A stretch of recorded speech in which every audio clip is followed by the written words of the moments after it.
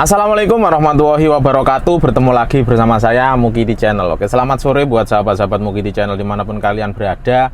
Semoga baik-baik saja tentunya. Jaga kesehatan, jaga kebersihan diri, dan jaga pola makan. Oke, seperti biasa sebelum kita mulai video ini, saya ingatkan dulu buat sahabat-sahabat yang baru pertama kali melihat channel ini ataupun baru pertama kali melihat video ini dan suka dengan info seputar dunia TKI, jangan ragu lagi, langsung saja subscribe dan aktifkan tombol lonceng notifikasi agar sahabat dapat notifikasi dan dapat notifikasi ketika saya upload video-video yang akan datang.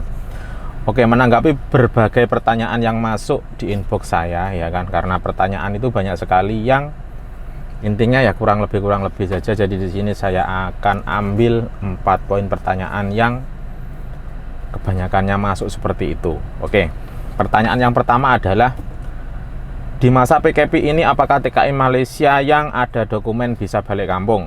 Ya kan, pertanyaannya seperti itu.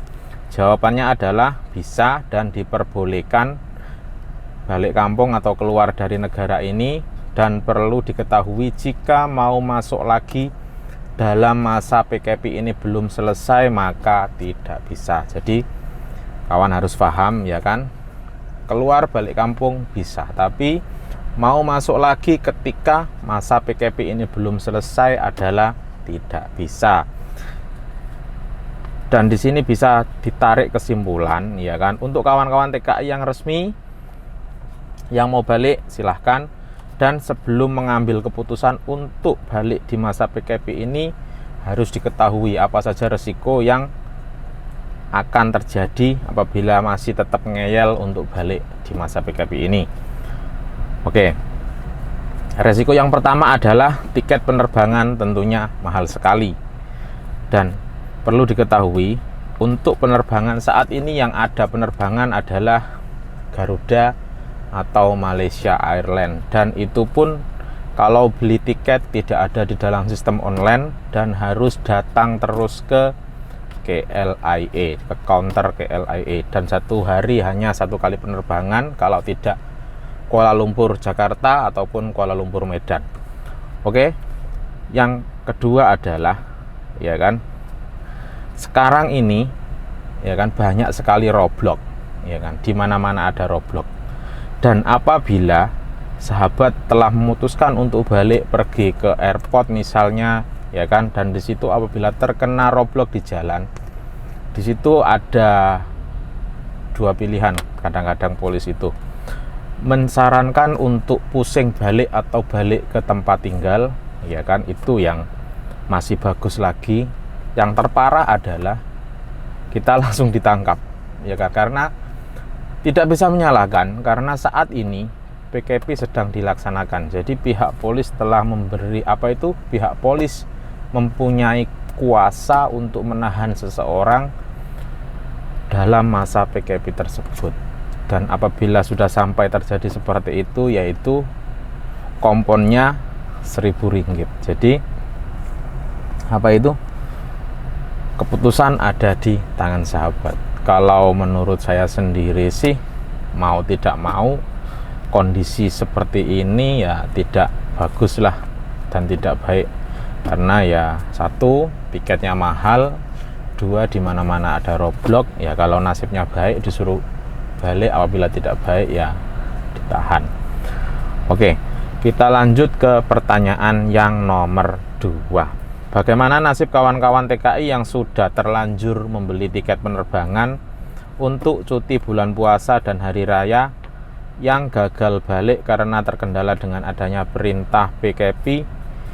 Apakah tiket tersebut hangus atau membeli lagi? Ya kan, sebelum ini untuk tiket-tiket yang terkendala penerbangannya karena adanya COVID-19, untuk Air Asia sendiri, untuk semua pelanggan Air Asia yang sudah booking tiket sebelum tanggal 22 Maret 2020 dengan penerbangan di antara 23 Maret sampai 31 Mei 2020, di situ pelanggan mempunyai dua pilihan, ya kan. Yang pilihan yang pertama adalah menukar jadwal terbang tanpa batas sebelum 31 Oktober 2020 dengan destinasi yang sama, dengan tujuan yang sama.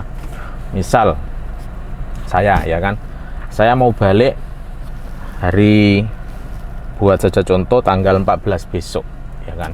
Tapi kan dengan otomatis secara sendirinya tiket itu tercancel karena tidak ada penerbangan oleh pihak AirAsia. Dan seumpama saya mau menukar jadwal terbang tersebut, bisa, tapi penerbangan tersebut harus dilakukan sebelum tanggal 31 Oktober, ya kan. Jadi dengan tujuan yang sama bisa. Dan opsi yang kedua adalah refund, maksudnya ya menebus balik. Tapi menebus balik ini kawan-kawan TKI perlu diketahui, bukan kok kita tebus terus dapat uang kembali cash, tidak. Karena pihak AirAsia telah memberikan kebijakan, ya kan, untuk pelanggan-pelanggannya yang tidak jadi penerbangan yang poin pertama tadi, tidak jadi balik kampung, dan dia mau itu uang yang digunakan untuk membeli tadi dikembalikan, maka pihak AirAsia mengembalikan dengan bentuk kredit, tidak berbentuk uang cash.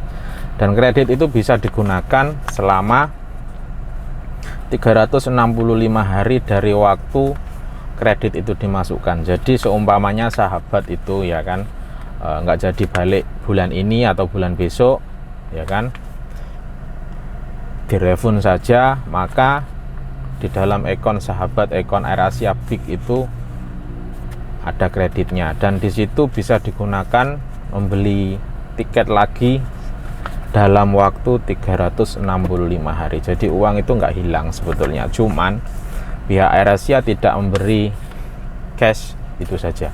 Dan di dalam akun tersebut apabila ada kawan-kawan yang berencana balik, misalnya mau berencana balik bulan berapa ya, berencana balik hari raya Idul Adha, bisa digunakan lagi. Oke, jadi tidak perlu khawatir untuk kawan-kawan yang sudah terlanjur membeli tiket untuk yang AirAsia. Dan untuk Malaysia Airlines, Mas, semua pelanggan Malaysia Airlines yang sudah booking tiket sebelum tanggal 10 April 2020 dan akan bercuti bulan puasa atau hari raya bisa menjadwalkan semula tiket yang sebelumnya telah di-cancel oleh pihak maskapai penerbangan, ya kan. Ya seperti tadi. Dan untuk kawan-kawan yang ada pertanyaan lebih jelas bisa menghubungi agen penjual tiket tersebut. Dan Malindo pun sama juga. Untuk pelanggan Malindo yang sudah booking tiket dan penerbangannya tercancel oleh pihak maskapai, maka bisa menjadwalkan semula dengan gratis. Oke, kita masuk ke pertanyaan nomor 3. Bagaimana nasib kawan TKI yang permit kerjanya mati dalam masa PKP ini, ya kan? Karena banyak sekali TKI kita, ya kan, kawan-kawan yang sebelumnya kan sebetulnya PKP ini kan sebetulnya nggak tahu tuh awal mulanya, ya kan. Maksudnya ya nggak ada orang yang berprasangka atau menebak, oh ini nanti berapa bulan ke depan ada PKP. Itu kan tidak terfikirkan sebelumnya. Masa PKP ini ya pihak imigrasi sendiri pun sudah mengumumkan, ya kan, untuk kawan-kawan TKI yang permitnya mati atau pas kerjanya mati dalam masa PKP ini tidak ada kompon, maksudnya ya tidak ada penalti. Jadi tunggu saja setelah PKP ini selesai, ya kan, majikan diberi waktu 14 hari untuk mengurus balik yang sebelumnya telah terkendala semua dengan impak COVID-19. Jadi untuk kawan-kawan TKI tidak perlu risau, tenang saja, duduk saja di rumah, nggak usah khawatir, ya kan, karena pihak imigrasi pun telah memberi kelonggaran. Oke, sekarang masuk ke pertanyaan yang nomor 4, ya kan. Bagaimana nasib TKI Malaysia yang sebelum ini sudah cuti ke kampung halaman dan permit kerjanya atau pas jangka panjang mati dalam masa PKP, ya kan. Jadi ada juga kawan-kawan kita sebelum ini kan, sebelum masa PKP dilaksanakan dia sudah balik kampung, ya kan.